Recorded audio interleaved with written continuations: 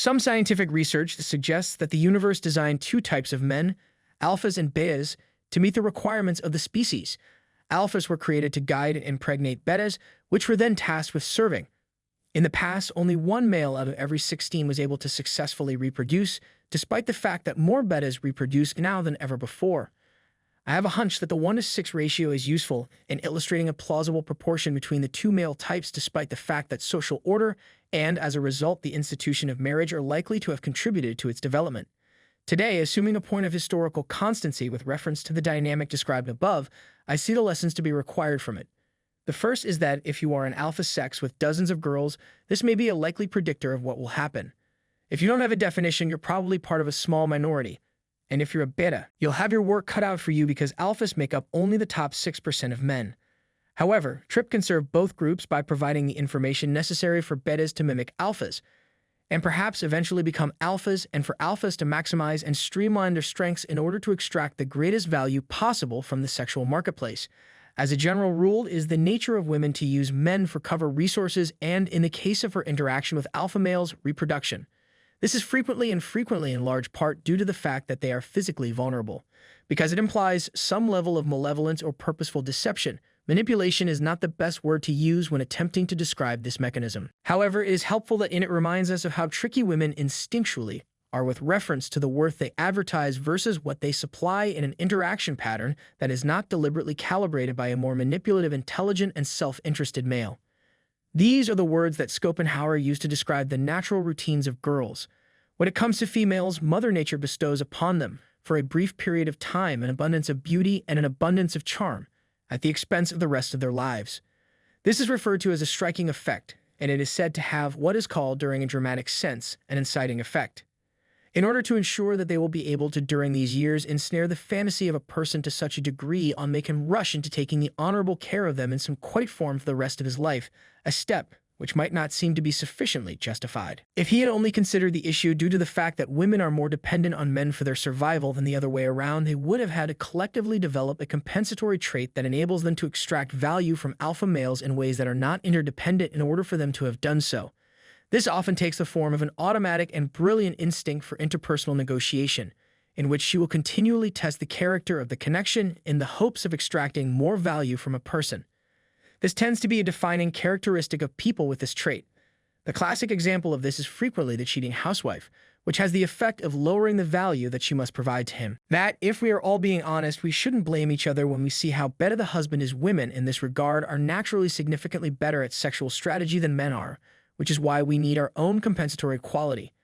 To repeat, much of the chatter within the manosphere concerning the unpleasant nature of girls is merely accurate when describing the interaction patterns of girls with men, who haven't learned how to consciously manipulate female nature in order to tip the balance of power in his favor.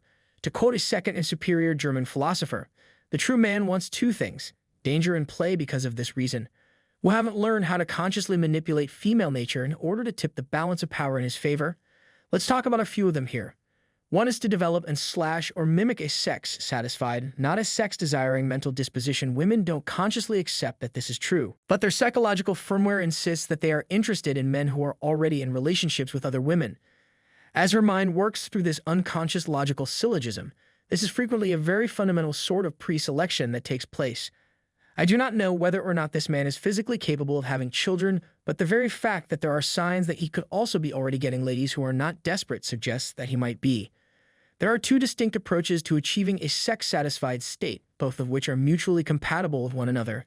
He's not even trying, but he's already happy and upbeat, which may indicate that other women have already reached the conclusion that he's successful.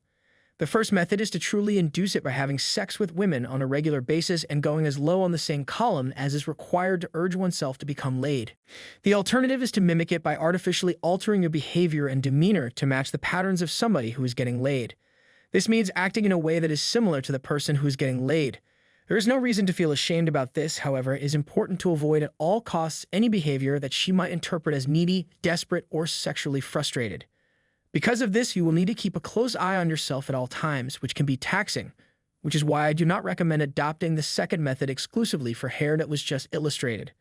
When you are at a loss for what to say to a woman, imagine that you are already in bed with two of them. There is a great deal to be gained by negotiating your way down within the sexual marketplace, and if you do so with great care, you will find that you are getting laid on a regular basis. Now, when he said this, let me tell you that when you do not know what to say to a woman, imagine that I'm open to the idea that other types of men's personalities might prefer not to possess sex with a low number of women rather than to roll around in the hay and have the barest minimum of sexual encounters. However, I can make the case that such a preference is the result of low testosterone levels or an unhealthy reliance on masturbation and pornography. It seemed as though there were two separate camps in Trip. One says women, and the other says women because of the first. The most appealing combination of psychological characteristics in a man is narcissism and happiness. The latter has some overlap with our discussion about sex satiety. I'm the latter too. Treat her as if she was born to serve you. However, the behavior described above is a distinct form of narcissism. For the purposes of this discussion, narcissism will be defined as delusional self-confidence and reckless self-interest. This trait is indicative of a person who has extremely contradictory expectations of himself and of women. Developing a selected, strategically deployable sort of narcissism with reference to the other sex is difficult, and each man will integrate this property into their existing social personality in a different way. However, there is one trick. He dates, and he knows it, and he laughs when he's called out there on it to undo and rewire the beta programming that the mind employs when interacting with women. An anonymous comment within the manosphere, I've found that it's helpful to use some kind of affirmation or an article of religion. It was once described to me like this: act as if you are the star of the most popular reality show in the history of television. Brainwash yourself into believing that you are a god by having cameras following you around and millions of people watching it because you are so damn interesting. You will, in due time, come to understand that this deception is, in fact, true. Learn how narcissism mirrors pre-selection. Closely throughout the pre-selection process, a lady does not have access to sufficient information to determine whether or not you are capable of reproduction. Therefore, she relies on the opinions of various other women to formulate her analysis, all while maintaining an inflated sense of self-importance. A lady does not have access to sufficient information to determine whether or not you are capable of bearing children. Therefore, she bases that analysis on the conclusion that you have drawn about her based solely on your observations. I'm going to assume that it goes without saying that a woman isn't actively considering you to be a potential father figure in her head. When she is deciding whether or not she wants to sleep with you, these are all subconscious psychological phenomena that she herself has no direct awareness of. The only thing that she consciously experiences during this time is possibly a desire to sleep with you, whereas betas exist to serve alphas and women sometimes exist to serve alphas. Other times, women will expressly enjoy being or feeling spent by their alpha male partners.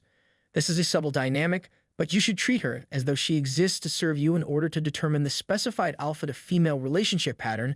3. Ignore anything and everything she says that you simply would have preferred that she hadn't said it. The method that is both the most effective and the most benevolent for extracting the specified value from the interactions you have with females is to punish and reward her by giving and withdrawing her attention. Ignoring a lady when she acts or speaks in a manner that is undesirable is counterintuitive. However, this is the most efficient and benevolent method. Because ignoring a woman communicates a greater readiness to withdraw from her permanently, it is often simpler and more disincentive than confronting her verbally or possibly using physical violence. This is often because confronting a woman verbally or possibly using physical violence.